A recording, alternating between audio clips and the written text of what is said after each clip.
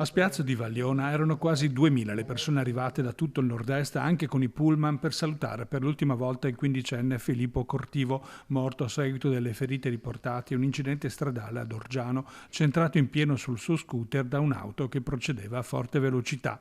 E l'alta velocità era amica invece per Filippo, che correva nel campionato Rotax Junior di karting con risultati agonistici di tutto rispetto che facevano di lui una promessa per il futuro agonistico. Al campo sportivo gremito di Vagliona, in lutto cittadino, c'erano i suoi compagni di squadra e i principali rappresentanti delle scuderie del nord-est. Il tuo viaggio non si è interrotto, ha solo cambiato direzione. Saluta le stelle per noi e piega forte tra le nuvole.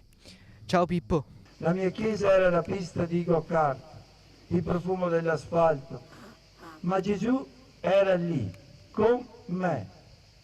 Era un pezzo del mio team. Questa morte ha sconvolto una comunità intera, non solo per l'età di Filippo, ma anche per le modalità e per come è accaduta proprio nei primi giorni di vacanza. Ora corri su strade senza curve e senza fine. Mi mancherai Pippo. Buon viaggio campione.